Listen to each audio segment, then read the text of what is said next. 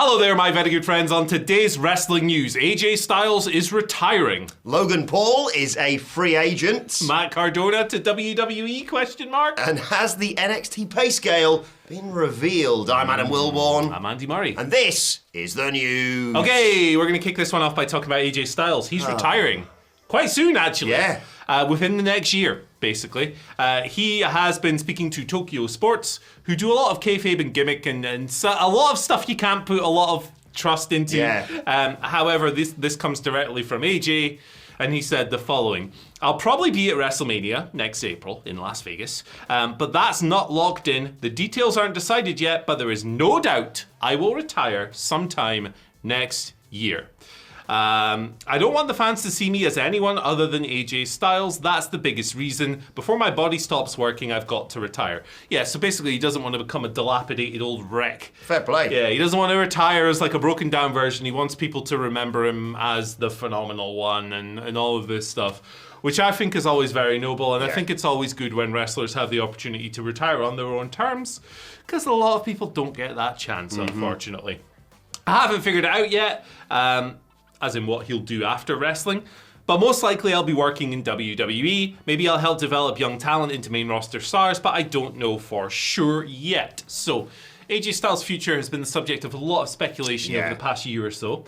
He's had various contract expiry dates that have then been extended or had time added on due to absences and injuries and incidents and accidents and all of that stuff.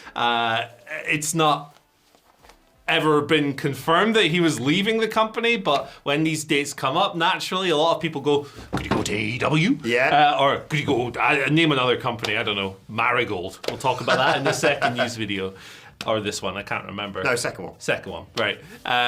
Myself included, I got a bit excited because I was like, ooh, I'd quite like to see AJ somewhere else just for a bit of a laugh. Yeah, I'd like to see him go back to New Japan and do some stuff. However, always thought it was quite a slim possibility. Yeah. He's had a great WWE career, and he'll probably go into the decade here. Debuted in 2016 at the Royal Rumble. I imagine he will go into the Hall of Fame very soon after retiring because he's a big name. Great run, great career, legendary career, icon of the game, one of the most influential wrestlers of his generation. Can't fault it. Yeah, absolutely. A sensational run.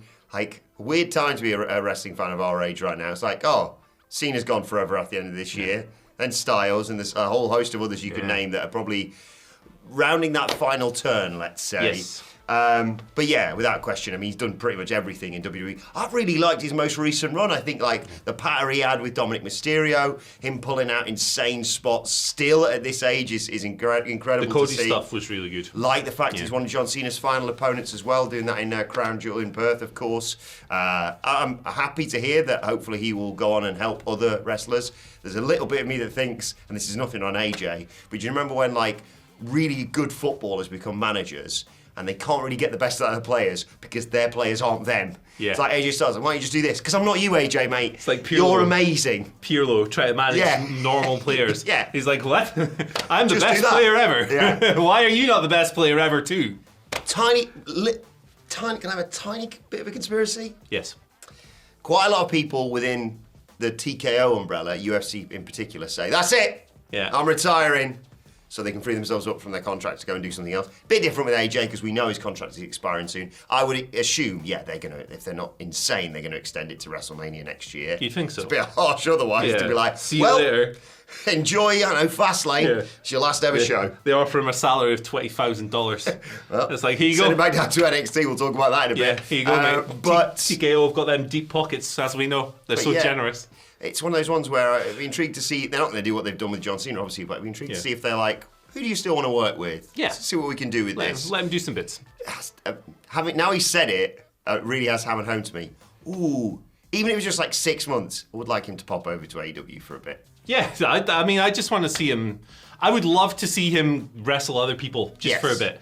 Because the WWE run has been absolutely sensational. World champion, had these high-level feuds with like Cena, a bunch of other people. He's had this little renaissance over the past year or so as well, when everyone thought, not everyone, but a lot of people were like, is AJ Styles kind of finished? Yeah, he's done. We were saying he's done everything, but with a different intonation. He's done everything. Yeah, pretty much. And It would have been cool to see him in a different environment. I would say almost certainly not happening, and it sounds like he doesn't want to do that, so fair enough. Do you reckon they'll do his retirement match in France? Ooh, that'd be cool. In his hometown of France, Europe.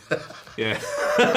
Yeah, why not? Why not? I mean, Drew's from Wales, England. Of course, so, yeah.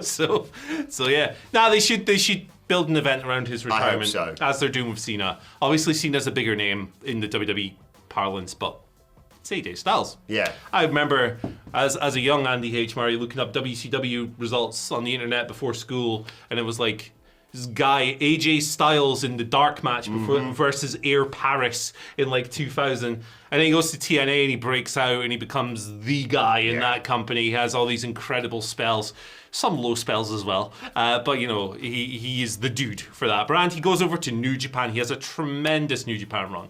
I mean, the Minoru Suzuki match from the G1 Climax 2015, I want to say 14, about that time is 5 stars. It's incredible.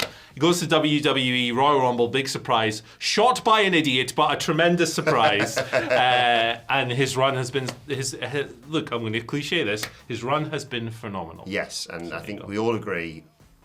One more tag match with Omos, please. Oh, yeah, come on, man. That was... I love that. It's a great team. Get Omos. Why is Omos... just ran over the New Day at Mania. We were like, awesome. well, they're dead. Yeah. It's like a great pairing, man. You got the giant and the cowardly guy behind him. He also has one of the best shots in wrestling of him with the New Japan title and the mountain in the background. Yeah. It looks class. He looked so cool in New Japan with the hoodie, and the entrance music was great. Like, I love AJ Styles, man. He's great. We joke about his... opinions? His conspiracy stuff a little bit, because it's funny. Nothing but love, though. But he's a tremendous wrestler, and he's one of the all-time greats. So. And maybe his final match will be against Logan Paul. Here's hoping not. But it's a segue to the second story, because Logan Paul apparently is a free agent, according to WrestleVotes Radio. You were shouting that in the office earlier. Logan Paul's a free agent. That's true. Sources indicating basically he's listed internally as a free agent because he's so special, which means basically they can use him on Raw or SmackDown or presumably NXT as well. He's not yet beholden to Mondays or Fridays or Red or Blue or anything like that. Creative can do what they want with him, which, considering the way they utilise him, makes a lot of sense. It would be weird to be like having to, every 3 months, have the general managers meet up and be like, we really need Logan Paul. Yeah, we're going to trade him for... Rusev, I don't know. I like Logan Paul. The way they use him makes sense. It makes sense that he'd be a free agent because he's like a pseudo part-timer. Yes. He's around quite a lot, but not all of the time, so it makes more sense to slot him where is needed. He's also somebody... I'm going to stay objective on Logan Paul for a change. He's also somebody that WWE uses as like a marketing tool. Yes. Because he has a giant following outside of wrestling, and their belief is that will pull people towards wrestling. So it makes sense not to restrict him to one brand with one story option and all of that stuff. They want to move him around. They want to have the freedom to do that. Is it effective? I've no idea. I don't see... it must be because they keep using him. Yeah. So it must be. It's a relationship that's worked very well for both parties for quite some time now. I think begrudgingly most wrestling fans now admit, yeah, he's pretty decent. Like that Cena match in Paris was I think really it's good. starting to turn the other way now. Yeah. I think I see a lot of people now going, actually, this guy sucks. Whereas initially it was like, he's going to suck because he's an influencer. And then it was like, holy crap, he's athletic. I see a lot of criticism towards him now. I said I was going to stay objective, so I won't tell you my opinion of his recent work. But I think it's unfair. I think, admittedly, obviously, I think people maybe overdid it initially because, well, prior to this sort of era of wrestling, the celebrity wrestler was not a Bad Bunny or a Logan Paul who came in and put on these amazing performances. If it was very much like, oh, Hugh Jackman's chin Dolph Ziggler, and that's about it, or whatever. It's the guy from Arrow. Yeah. Actually, he was pretty good. He was really good, actually, Stephen Amell, yeah. He was all in, wasn't he? He was all in, yeah. Fair play to him. He did indeed. I'll tell you this, right? And he worked Cody, didn't he? He did. Because it was, not Cody as Cody. Stardust and Arrow. Oh, let's do it again. Let's run it back. Run it back, baby. WrestleMania main event. Actually, I'll tell you my current subjective opinion on Logan Paul. Sod the subjectivity nonsense. I think that every opinion on his wrestling ability is over the top. Yes. Some people talk about him like he's the worst wrestler ever. Some people talk about him like he's like Kurt Angle. Yeah, like, that's fair. No, I think it's somewhere in the middle, and I think he's just all right. And I'll make an objective point to balance that out. Prime is delicious, and you should give it to your children. Oh boy, editor, please put a disclaimer on the bottom of the screen right now. Adam Wilmot does not reflect the use of WhatCulture reference. Yeah, or anyone. Or anyone. Yeah. Matt Cardona. Yes. Could he go back to WWE? I mean, if you ask him, I hope so. Yeah, he could is the answer because he doesn't have a TNA contract. Oh, why is he fighting for them in the invasion then? Yeah, well. Is he going to switch sides? Whoa, it's confused.com. He's gonna switch sides and become Zack Ryder.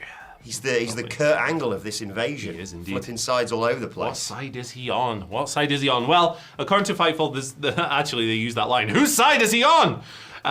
They talked about the TNA invasion angle. This is Fightful Select. Matt Cardona was there. Like, there was a bunch of ex-WWE people there. Oh, there were. The women's tag team. What they called? The Inspiration. Go and do the thing. Ah, I got it! There you go. They were there. Yes! Zack Ryder was there. Mance Warner. But yep, I love Mance Warner. I'm a big Mance Warner guy. I wish he was. It was a lot of like, hello Cedric Alexander, good to see you again. Yeah, absolutely. Frankie Kazarian. Yeah. He had a blink and you'll miss it WWE run years ago. The Elite Hunter. Yeah. Couldn't quite finish them off. Fell on the first hurdle. It wasn't his fault. It's not having to go at Frankie Kazarian. It was just really weird when they booked that. Here he comes. Oh, he's lost to Luke Gallows. He lost his first match. And it was like, well, that's It's a great gimmick. We were like, here we go. It was over. He was really over. And like, it was pandemic, so small crowds, but like, it was cool. it was like Frankie Kazarian's out for blood because of what they did to his friends, and then he just lost. Rubbish booking AEW there. But yeah, Matt Cardona, he was on he was there. He hasn't been on WWE TV in 5 years. He said he's open to going back. Quite a few times. Yep, talked to Kevin Owens about that one. King of the Indies over here. But apparently he could go back because he's been working for TNA without a contract since returning there, and that has not changed. That's mad, innit? Yeah, it's crazy. Apparently TNA stopped working with him at one point because they wanted to not work with people who don't have contracts. But now he's back there under. Obviously, their stance on that must have changed. Yeah. And he's worked there for so long. They should legally have this sorted out, but it feels like a handshake deal's kind of all right with these all parties. It does. So if the door, contractually, legally, the door is open, it is a possibility. I'm a bit torn on this, right? Ultimately, Matt Cardona should do whatever the heck he wants to do. He's not struggling financially, is he? No, it sounds like he's got a great lifestyle. Yeah. I am kind of torn on this because, I've really enjoyed him as an invader of the indies. Yeah. Like the early stuff with Moxley and Nick Gage was sensational. It was like, you do not belong here. What are you doing, sports entertainment guy? You kill him. He was the sort of blueprint, wasn't he? For if you're not working for the big companies, here's how you still make loads of money. And he's a wonderful example of betting on himself and just making the most of it. Not a great interview if you ask Simon Miller. Yeah. I mean, actually, no, he's fine, Simon Miller. Whoever's editing the swears, that's the problem. Yeah, we don't have to edit them now, folks. So the next time we speak to Matt Jackpot. Cardona, let's find him in Vegas. Yeah. But I would also kind of love to see this character in WWE. Yeah. Oh, radio, tell me. It just cuts. They're just making me Zack Ryder again just because they're bastards. Yeah, they would, wouldn't they? If Vince McMahon was still booking it, it'd be like, no, you're Zack Ryder. I'm going to bring back Kane and shove you off the stage again. Matt, you've been doing some phenomenal work for many years, of course. But unfortunately, around here, you're Zack Ryder, and that doesn't change. Yeah, this is it. Where's Eve Torres at, huh? What's going on? Yeah, what can we do here? Get Kane, throw you off the stage. Look, I wouldn't be surprised whatsoever. He's a phenomenally talented individual. He's got a great personality. His missus is there. That could be fun to interact with as well. Cody, obviously the relationship he's got with him. Maybe he should join the Secret Service. There's a bit of me that's like, I'm conflicted because I want him to just, do his own thing and do all the amazing stuff like you said he has been doing for the last few years. At the same time, that would be class. Be fun. Also, however, kind of like Ethan Page and Chelsea Green as the Ethan's been doing some really good stuff with her as well. Lots of options. I'm sure Matt Cardona would love to go back, and I'd like to see that character in the Fed. I'm excited to see what they do with it because they're going to trademark Invasion. They have WWE. So that means WCW is coming back. Yeah. DDP. Yes, it's a low bar when it comes to WWE invasions. They have to clear. DDP's going to stalk Michelle McCool next. That's the. My Sarah. Poor guy, man. Poor DDP. He's an angel. An absolute top bloke. man. Right, let's talk a little bit. Well, we're talking about NXT in regards to the invasion. Let's talk a little bit more about what's going on with Jazmyn Nix and the pay scale of NXT, basically. Obviously, we talked a lot about that earlier on this week. Jazmyn Nix gone from the company. Her own choice. She decided she wanted to do some more stuff. She basically we talked about it again, as I said, how she had some opportunities while she was employed by WWE that she now wants to explore, and this allows her to go and do that. Betting on herself. Yeah, fair play to her. I think she's been a really good part of Fatal Influence. And the way they wrote her off was funny. Well, there she is. She's just been laid out. Oh, well. You're gone. She's only helped me, win all these titles and stuff. Bye, Jazmyn. Loads of speculation, though, about her pay and subsequently the pay scale of NXT with regards to all this because of comments that have been made and speculation online. Fightful doing some more great reporting on this. The claims from inside NXT was that Nix was on about 75 grand a year on her deal, which would be the same amount she would be offered on this multi-year deal. I think it was 3 years that she was offered. Now, no word on whether that's going to be like escalated over time or adjusted or anything like that. But obviously they are brought in on a minuscule wage to NXT, and that goes up and up and up in a perfect world. And then when you get to the main roster, that pay starts around 350 grand a year.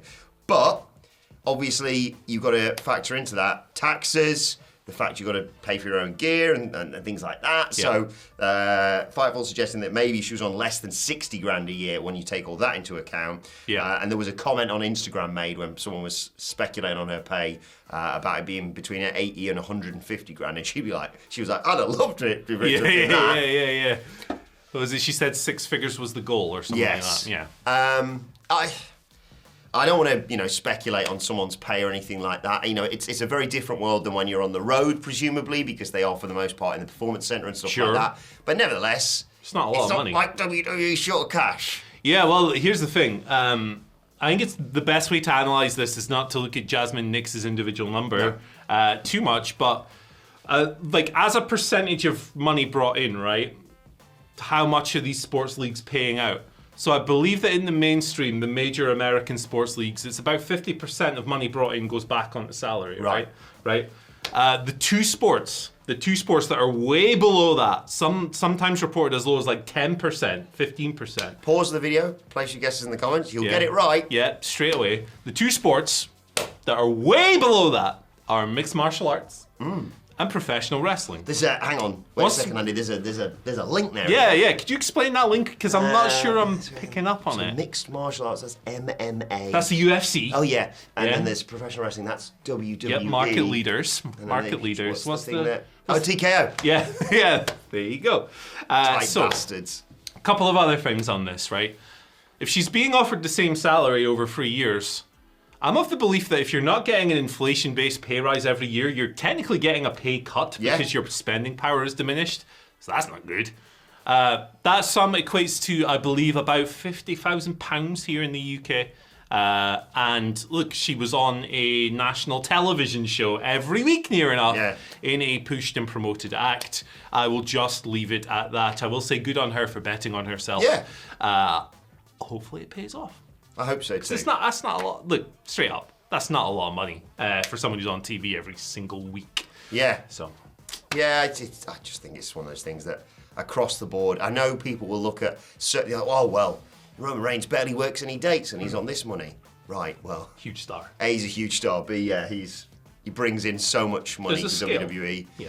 But also, how does that affect Brooks Jensen, for example? Yeah, 200%. And it's not like, we're not saying that Cody Rhodes should be paid the same salary as LeBron James or Steph Curry. Okay, fair enough. But as a percentage of the money brought in, it should be a lot higher. I agree. Yeah, 10 or 15% is quite pathetic. Yeah. So wrestling is just really underpaid. So stuff like this happens. And when you have such generous benefactors, such free, open-walleted people as TKO running the show, it's really shocking and surprising. The only people that they lowballed. The only people who apparently don't clap when WWE do one of those. Well, we've made more money than ever at this show are the wrestlers. Yeah. The fact, yay, we've been ripped off. I love making seal noises, man. Let us know what you think in the comments below. As always, we'll be back later on with more news. In the meanwhile, the algorithm thinks you're gonna love this. Bye. Bye.